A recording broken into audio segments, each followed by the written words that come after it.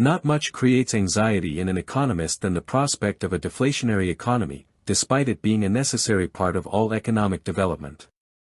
Indeed, there is good reason for supposing the single most prevalent reason why some nations never prosper is that they have a large cadre of economists blocking or preventing deflation from taking place. Naturally, declining prices do not help parasites. Even if it might help them, deflation suggests a lower rate of parasitism than inflation does. There are two ways of hiding or compensating for deflation. The first is by enhancing the product. A home in the 1800s is not the same structure that we purchase in 2025. A car is certainly more expensive in 2025 than it was in the 1930s, but there is little to compare. A better comparison with the 1900s car would be a go-kart. Most economists look in horror at deflation and ascribe to it the worst possible qualities. In their eyes it ought at least to be given the imagery of a fifth horseman of the apocalypse. Of course, from their perspective, they are right. They are as right as a hedonist claiming the existence of God would spell the end of them and their way of life. Deflation is totally at odds with capitalism. In this they are right. If we permit deflation to take hold and become a central feature of the economy, capitalist centers will go bust. Rejection of one is not praise of the other. Communism fares no better. Capitalism holds the edge when it comes to unleashing greed and therefore development that is greed-motivated. Communism can adjust to a deflating economy better than capitalism, but it cannot generate economic development in the way capitalism can. The problem we have always had with our economic analysis is that one is not better than the other, they are merely different. Each has its own strength and weaknesses. They are in many ways mirror images, but they can to some degree only rectify the weaknesses of the other, they cannot solve the problems they generate. Deflation refers to a general decline in prices for goods and services within an economy over time. Despite widespread anxiety among economists, deflation is a natural and sometimes beneficial part of economic development. Resistance to deflation can hinder national prosperity, and that falling prices often indicate a reduction in unproductive or parasitic behavior. The major impacts of deflation include lower prices, which can improve the quality of life for consumers but may harm certain economic groups that benefit from inflation. Deflation challenges traditional capitalist structures, potentially causing financial centers to fail if persistent. For example, banks reliant on interest payments will find assets backing loans may lose value, and if prices drop too far, debtors may no longer be in need of loans. While capitalism struggles with deflation, communism can adapt to it more readily, though it lacks capitalism's capacity for development driven by individual ambition. Enhancements in product quality can mask the effects of deflation, making historical price comparisons difficult. What would inspire someone to invest a large amount of money in an enterprise that will result in a price decline in the product produced? Would banks lend money to an enterprise seeking to produce a product that would see large price declines? This deflationary pressure would be especially harmful if the price suppliers were charging for their goods were not similarly reduced. Private owners are not equipped to deal with a deflationary spiral. But the biggest harm would be in the financial sector. Lenders need inflation. They hate and fear it, as inflation makes the loan easier to pay off. A borrower who borrows $1,000 making $100 a week will struggle to pay off the principal and interest. But if the currency undergoes severe inflation, the debtor may earn $1,000 a week, which means the debt can easily be repaid. What is more, the things he purchased for $1,000 may be worth 10 times as much, due to the inflation. In other words, a loan cannot be repaid without inflation. More money needs to be added to the economy to compensate for interest payments. But too high inflation makes the repayment less than the amount compensated for by the interest. So, the economy needs inflation but not extreme inflation. This was why the money supply was given to bankers to administrate, as the state had no vested interest in ensuring banks produced a profit. However, deflation is also required by harmful to the economy. Without deflation, progress does not exist. Companies innovate and, in the innovation, customers are given more for less. But this means those who produce using the old technology or design will fall behind. They will be less able to attract the consumer's dollar. This means that for the most innovative persons, deflation is a powerful ally. If an innovator can design a product that costs less than the one created by his competitors, yet provide more value for the buyer, he will have a successful product and will make more money than his competitors, even while charging less for his version. The way capitalism works, however, the competitor will no longer be able to produce a saleable product, nor will he be permitted to adopt the design of the person who created it, because of copyright laws. Thus, the disadvantaged competitor will likely go bankrupt. This causes a severe disruption to the economy. This is called creative destruction, and it is the heart of capitalism. If this did not happen or was not permitted, capitalism as we know it would not exist. But competition is for time. This is what we compete for. The successful competitor reduces the time he or she takes to produce a product or service and therefore, the amount of time it takes the consumer to acquire the product. We turn time into money, reducing costs for the producer and the price for the consumer. This is deflation. But there is a problem because if the producer charges less for his product, his income will be reduced, though much of his costs will be the same. It does not really benefit the producer much to reduce the price of the product, even if costs are reduced. The idea then becomes one of increasing profit margins.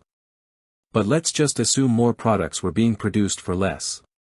This means fewer workers are needed, which means that in actual fact, for the same amount of production, less time is required to produce them. So, the reduction in production time units compensates the producer for the reduced income. The consumer pays less but the costs of the company remain flat.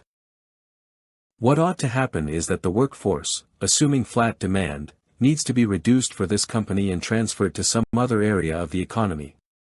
If every business in the economy is increasing productivity per unit of time, then people are being released for new projects, unless they are turned into government employees and welfare recipients. The problem with deflation is not the deflation as it cannot be stopped in a developing economy. The problem with deflation is that under capitalism there is no direct mechanism for making use of the savings in time. Savings in time, manifested as fewer labor hours needed, has no path to direct investment. There is no simple way the system can take these workers and this surplus time and employ it elsewhere. So often it gets absorbed into make-work government programs and ploys for giving away money using the surplus labor and the unemployed as the beneficiaries. The state with its programs, takes what is good and natural, in effect the time-saving measures of business, and turns these savings into benefits for parasites. The solution is a system in which deflation releases workers into new projects where demand still exists. If workers are not needed in one sector or business, then they are transferred to a sector where demand is pushing prices up.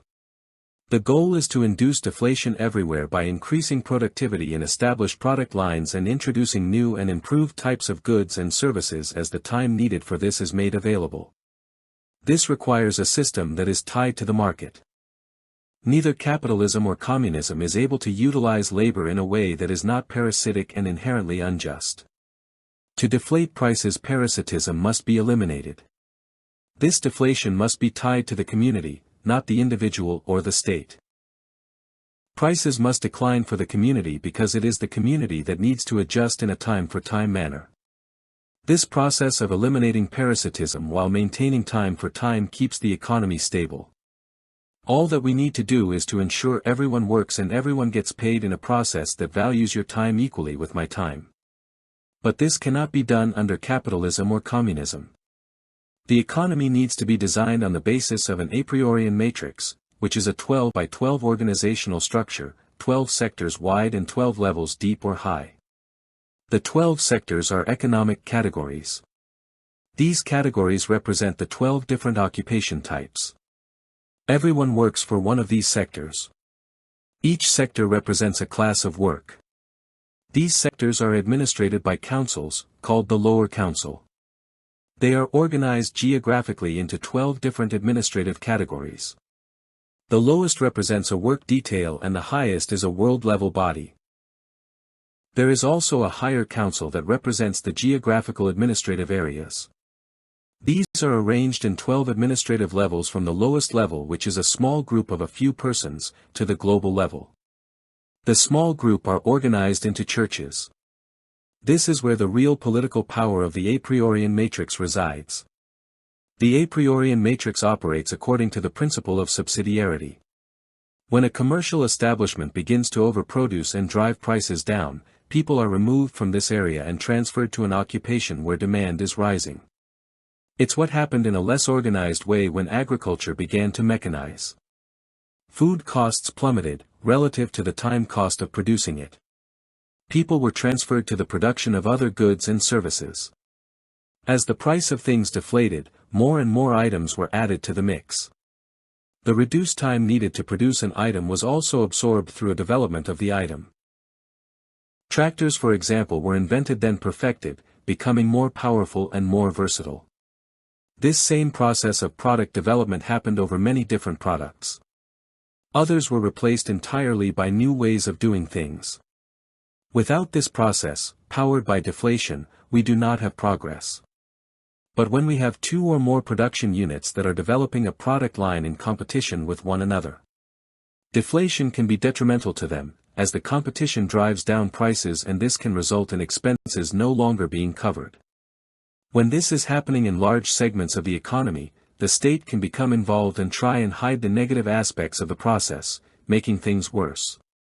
Moving people from areas where there is surplus production into the public service sector reduces productivity while maintaining or increasing costs.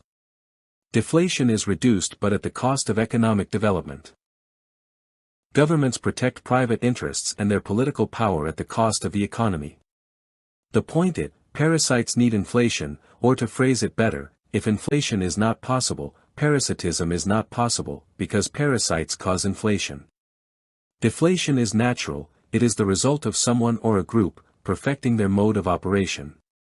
As people become more skilled and their production methods more advanced, deflation happens. But then parasites are siphoning off the improvements by living off the surplus value generated, we have inflation.